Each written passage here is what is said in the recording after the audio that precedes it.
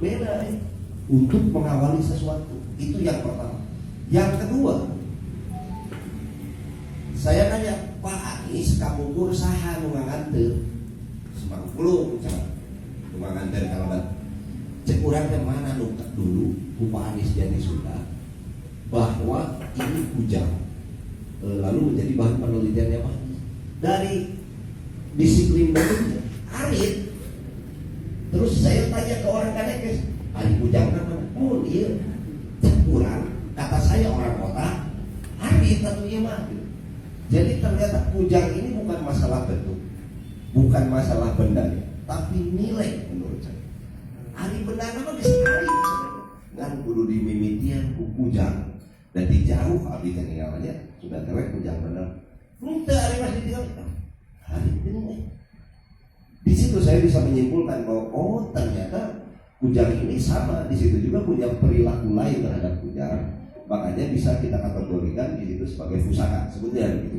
Yang kedua, kita kan berbagai lalu disebutkan dalam politik ras etnik. Ada kita mengenal ada Jawa Tengah, Jawa Timur ya, atau orang Bugis dan lain-lain dengan ciri khas senjatanya masing-masing, gitu kan?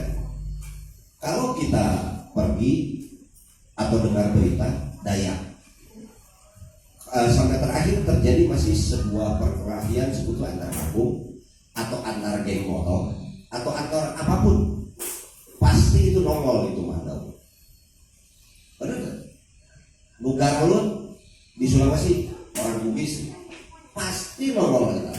Namun senjata tadi, gitu kan?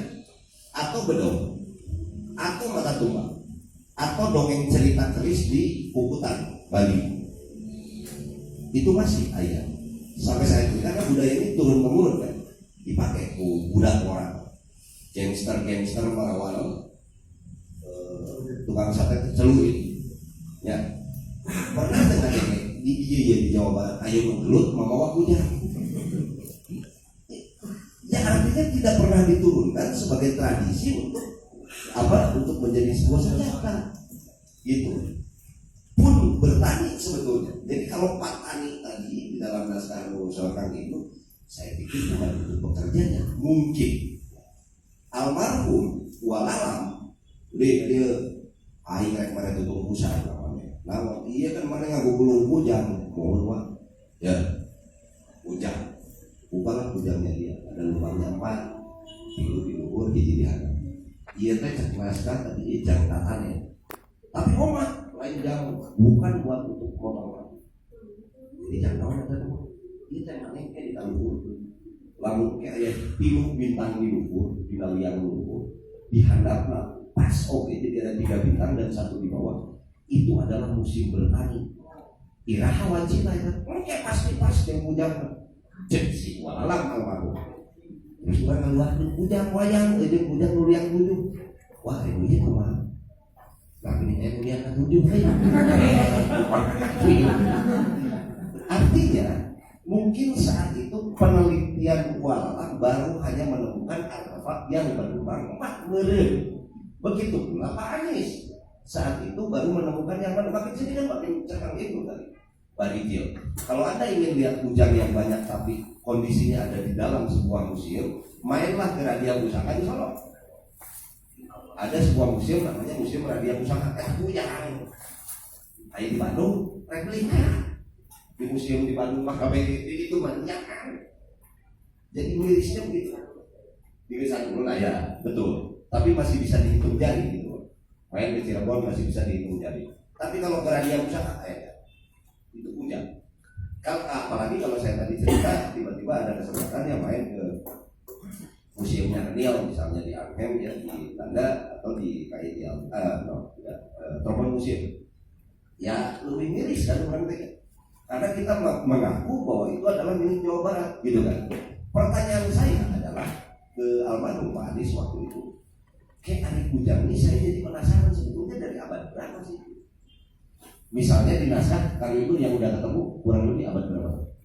Belum ya sebutkanlah naon kita teh tujuh rongeng kala naon teh naon si Kirameng teh Ibu Yut Rameng teh tulisan itu rongeng tujuh kala siapa naon teh pokoknya mas Pantun Bogor akhirnya misalnya di situ disebutkan Pantun Bogor ini abad 16 atau 15 atau berapa.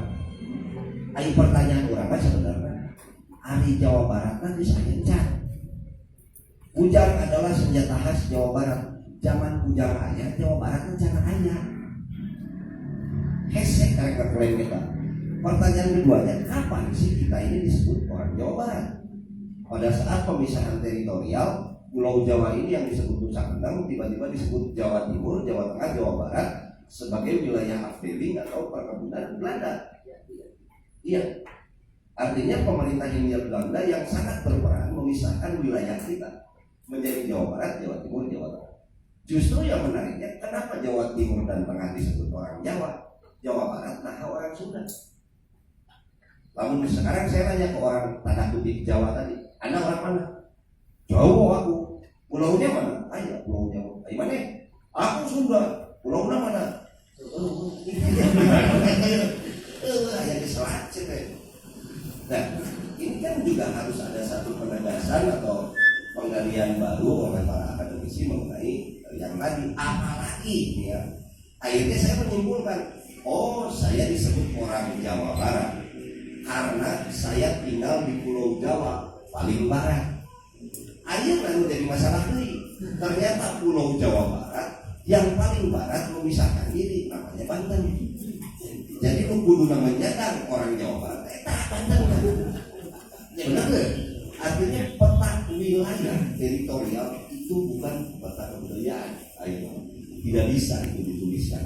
Pasti selalu ada, selalu, nah, nya kan gedung lah gitunya